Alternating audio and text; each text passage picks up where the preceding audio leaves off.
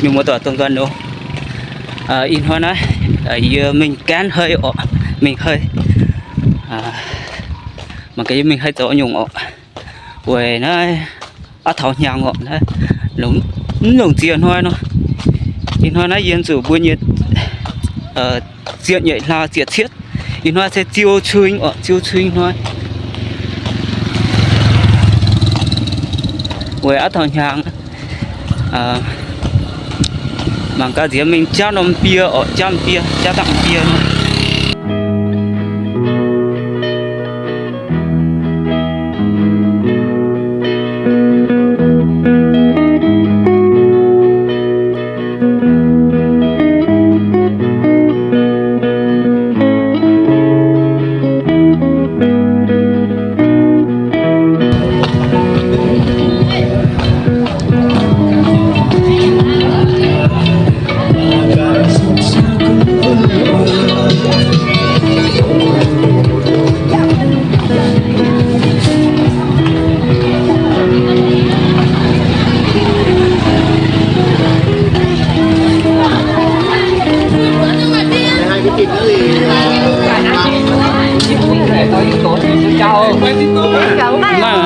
Mà ốm á, ở Quế ta càng hết sao?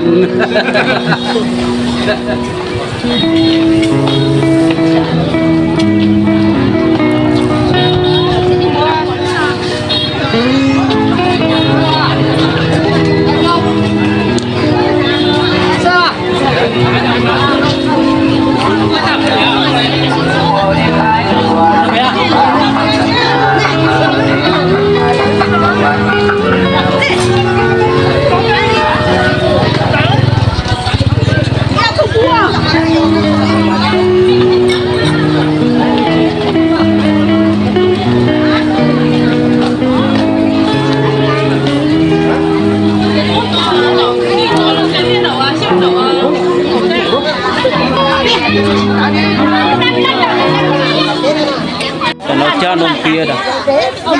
để chơi cho nó trong kia,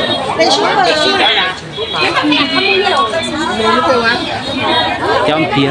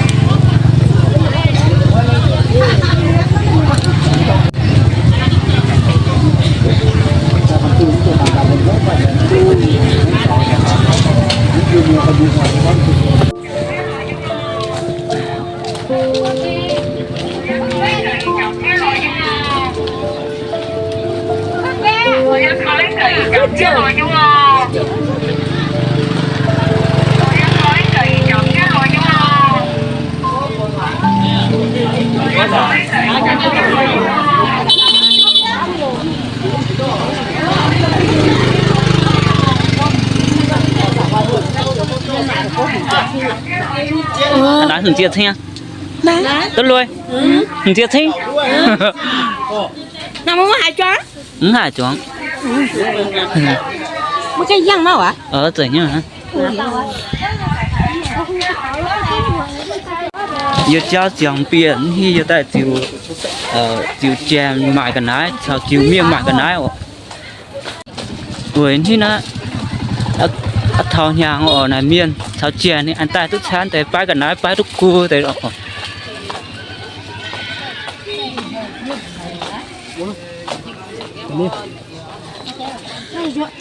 đi bấm bữa này bữa nó chèn mài lui hầu nó chén mài từ lui hầu nó ngọ mài nhung gì con này bỏ mà tao chén phải miên mài nhiên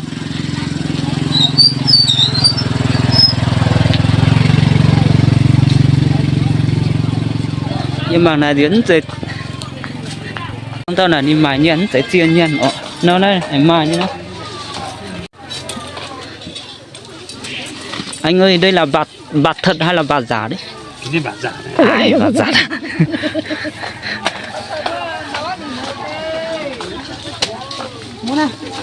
Mai à mua. Thôi có lúc mà đồ mai tao mua rồi không. ở chiên tới nhỏ nhất hai chủ chiên mài cũng sẽ chiên nhiên ở cha nhỉ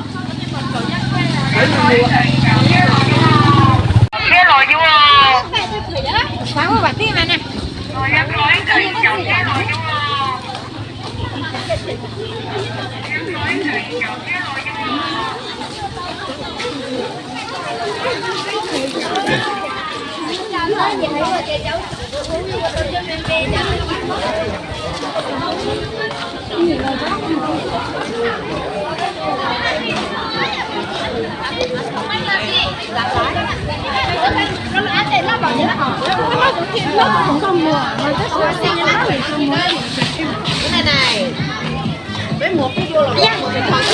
Nhiều á, để chân lòng nhiều cái bác.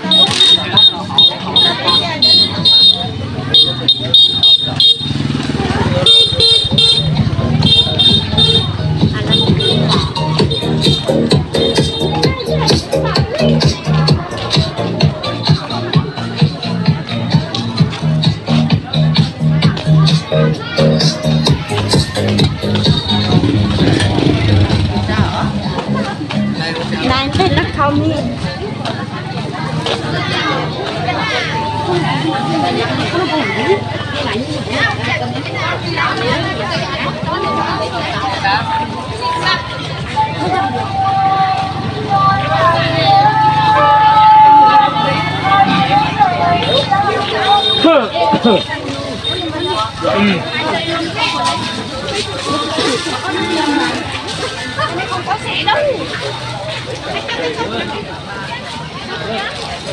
nó nói xong bằng cái mài hơi mái lành hơi tạt độ nó nói mài lai mặc cái mài lai như thế không Quay cái gì? Rồi quay top tóc à? Tức là cháu thì nhà. Một tiếng. của mài tốt bầu á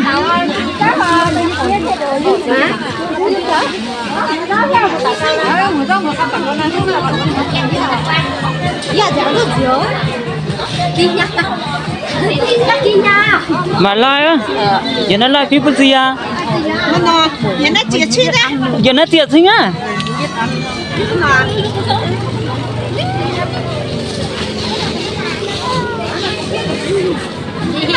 hả giờ tiếng tiệt sinh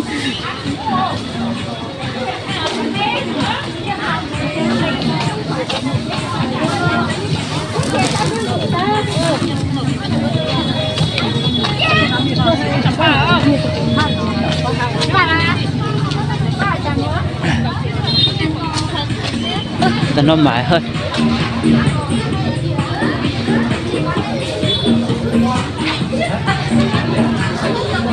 mới hai bữa gì à hả mới hai bữa gì nè nó không nè đưa qua nhưng mà hồi với tao đúng không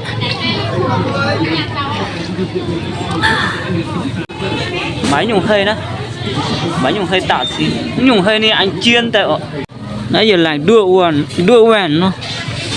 xây tôi lung vừa hát tù nhá ồ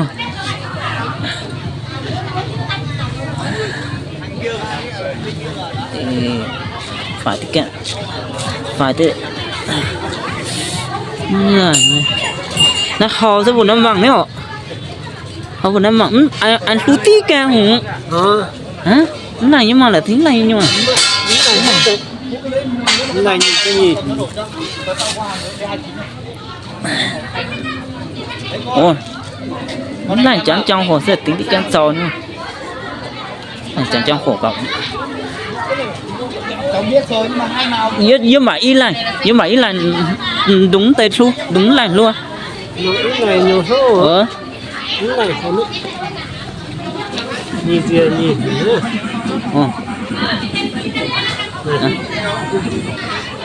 ý là đưa qua ý là chi qua thời mãi tôi đã rửa đó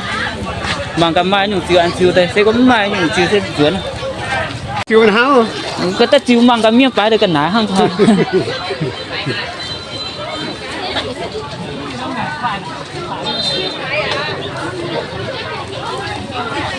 mà tôi nghe yên là mày nghe hả quả mà tôi hả mà tôi một cái hả út sao lá ngoài nữa út đâu cũng nè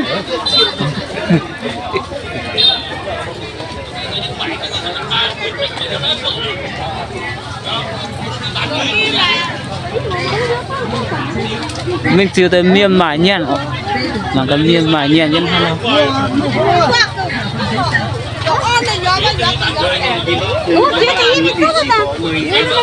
mua cùm miếng mải nhện nhân là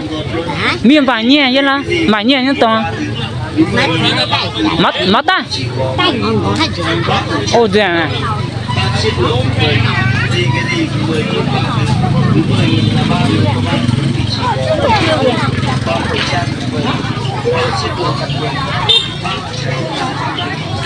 mà nhẹ như miên phải chèn ở trường nhá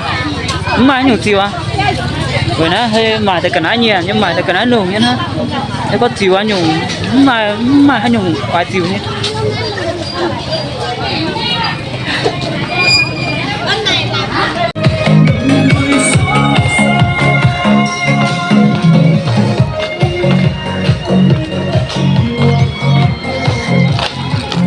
hơi chiều chứ mà hay nhiều chiều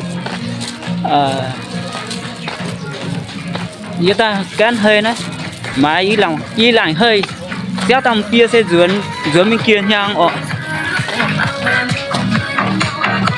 ta hơi nó mà màng miền đấy mà hay nhiều chiều nó miền mải cần ăn hắn nó tên nó